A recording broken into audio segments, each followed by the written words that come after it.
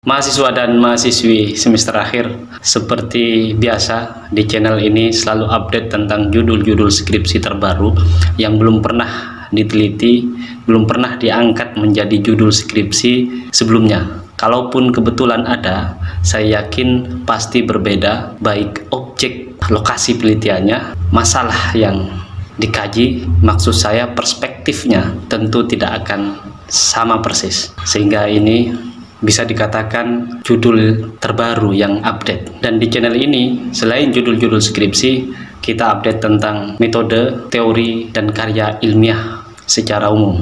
Pada segmen ini, kita akan membahas secara khusus judul skripsi untuk ilmu administrasi negara yang terbaru berdasarkan permasalahan tata kelola pemerintahan, tata kelola administrasi, dan hal-hal lain yang terkait dengan bidang studi ini yang kita rasakan, kita lihat bersama-sama. Apa saja judul-judul skripsi administrasi negara? Kita akan bahas sekaligus dengan rumusan masalahnya.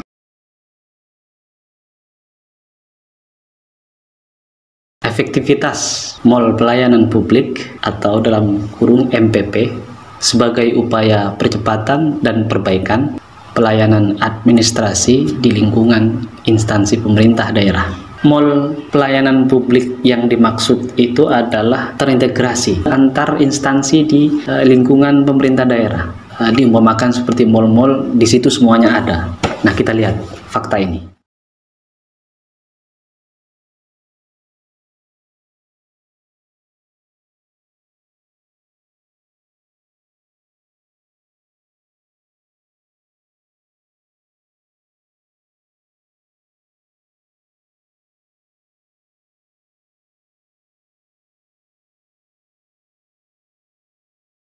Meskipun masih menunggu peraturan presiden atau perpres ya, mall pelayanan publik ini sudah berdiri di beberapa daerah. Adik-adik tinggal googling aja, di situ pasti ada. Dan sudah berjalan paling tidak dari 2018-2017 sampai dengan saat ini. Sekarang lagi diusahakan untuk diturunkan perpesnya. Meskipun sebelumnya itu mengacu kepada peraturan di Kemenpan. Dari sini kita ingin tahu sejak bergulirnya atau sejak diimplementasikannya MPP ini, kita ingin tahu efektivitasnya seperti apa. Apakah dapat menjawab masalah-masalah terkait dengan pelayanan publik di bidang administrasi? Dari sebelum-sebelumnya kita tahu ada pelayanan satu pintu. Dari sini kita bisa rumuskan pertanyaan penelitiannya. Yang pertama, bagaimana konsep mall pelayanan publik atau dalam kurung MPP sebagai upaya percepatan dan perbaikan pelayanan administrasi di lingkungan pemerintah daerah. Yang kedua, bagaimana efektivitas pengelolaan mall pelayanan publik dalam kurung MPP dalam memberikan pelayanan administrasi bagi kepentingan publik.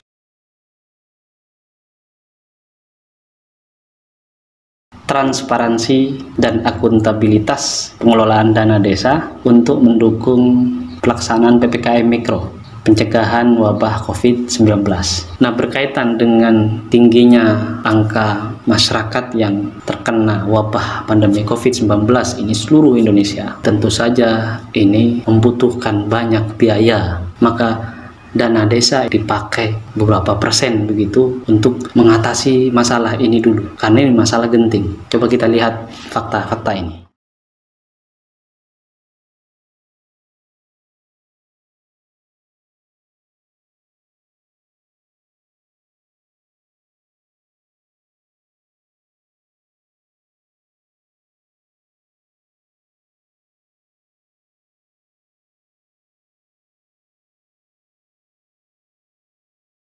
Dana desa yang sebelumnya untuk pembangunan desa, karena ada pandemi yang sangat darurat, maka sebagian dipakai untuk mendukung kebijakan PPKM dari pemerintah pusat. Nah, dari situ kita ingin tahu jangan sampai dana desa ini tidak terawasi atau akuntabilitasnya, transparansinya itu tidak diketahui oleh publik. Kita ini sebagai akademisi, mahasiswa dan dosen juga ingin tahu, dan masyarakat luas ingin tahu. Sehingga dari sini kita bisa teliti itu dan rumuskan pertanyaan penelitiannya.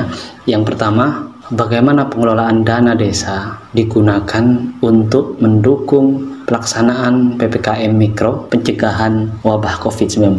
Yang kedua, bagaimana transparansi dan akuntabilitas pengelolaan dana desa dalam mendukung pelaksanaan PPKM tersebut.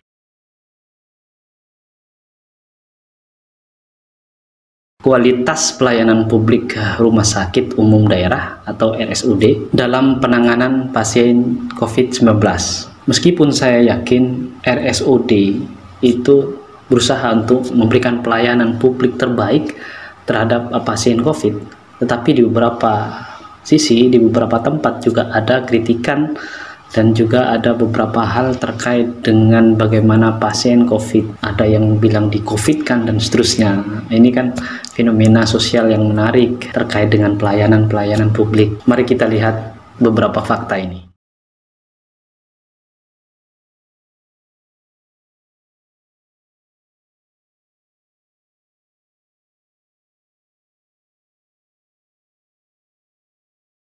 Kalaupun tidak ada masalah yang mencolok, kita juga bisa meneliti bagaimana kualitas pelayanan publik rumah sakit, karena hari ini itu mereka sedang diuji. Nah, penelitian ini juga kita mendukung agar supaya masyarakat mendapatkan pelayanan yang terbaik di tengah keterbatasan-keterbatasan yang ada.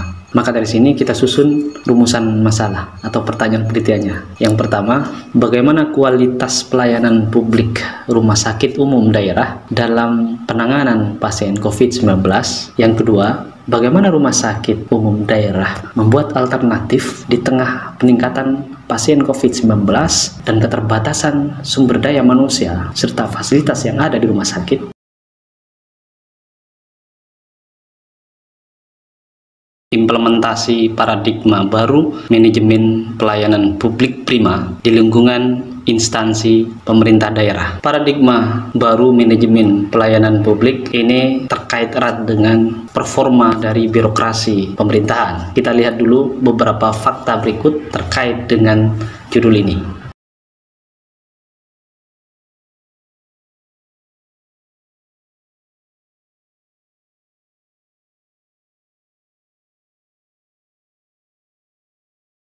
Di salah satu artikel tadi di website Ombudsman dikatakan setidaknya ada 5 paradigma baru manajemen pelayanan publik. Yang pertama adalah ada standar pelayanan. Standar pelayanan itu kita ketika masuk ke dalam satu instansi pemerintah, standarnya begini. Ada standar pelayanan seperti apa? Ada SOP-nya. Yang kedua, mengacu pada peraturan secara hukum, sehingga ada pijakan hukum. Jadi kalau ada komplain, punya sandaran yang legal. Kemudian yang ketiga, kompetensi petugas. Kompetensi petugas yang dimaksud adalah kompetensi pegawai itu sendiri.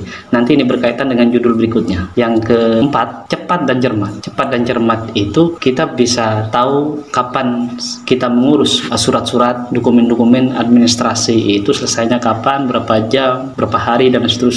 Kemudian yang kelima, informatif. Informatif itu ketika kita ingin mengurus administrasi, baik dari administrasi urusan kependudukan KTP sampai ke paspor dan seterusnya di website itu ditampilkan, di tempat kita datang di instansi pemerintah itu terpampang banner dan seterusnya, sehingga jelas, tidak perlu ada pertanyaan lagi, kita tinggal menyiapkan dokumen-dokumennya. Nah, dari judul ini kita ingin tahu bagaimana paradigma baru manajemen pelayanan publik prima di lingkungan instansi pemerintah. Secara mendasar dulu, maka kita bisa buat rumusan pertanyaan penelitiannya atau rumusan masalahnya. Yang pertama, bagaimana pemahaman tentang paradigma baru manajemen pelayanan publik yang prima di lingkungan instansi pemerintah daerah. Ini kita perlu mengetahui dulu pemahaman dan pengetahuan dari para pegawai dan juga pimpinan di lingkungan instansi pemerintah itu tentang bagaimana paradigma baru ini secara konseptual. Kemudian barulah ke pertanyaan yang kedua, pertanyaan yang inti. Bagaimana implementasi paradigma baru pelayanan publik yang prima tersebut dalam melayani kepentingan publik.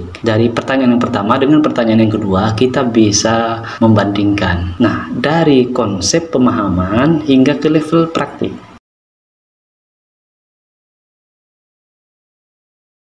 Kualitas SDM, sumber daya manusia ya, pegawainya itu dalam mendukung reformasi birokrasi pelayanan publik berbasis digital di instansi pemerintah daerah. Instansi pemerintah daerah itu di bagian mana? Nah, adik-adik bisa pilih nanti di bagian instansi mana nanti di pemerintah daerah itu. Konteksnya karena sekarang itu dokumen-dokumen itu harus berbasis digital. Kita lihat beberapa fakta ini.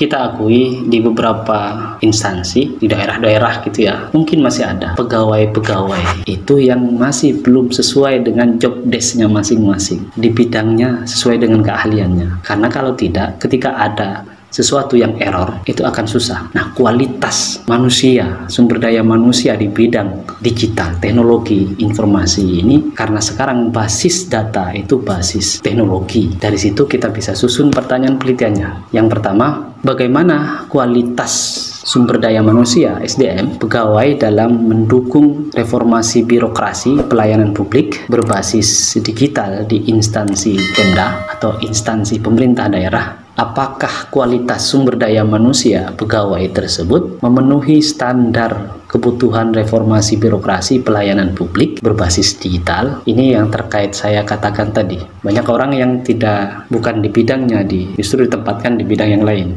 sehingga kadang-kadang sistem itu tidak berjalan. Inilah 5 judul skripsi administrasi negara yang terbaru, yang update berdasarkan permasalahan-permasalahan tata kelola, manajemen, pemerintahan, dan pelayanan-pelayanan publik. Harapannya ini juga bisa meningkatkan pelayanan-pelayanan administrasi dan pelayanan-pelayanan publik yang lain. Semoga ini bermanfaat. Tetap semangat. Salam.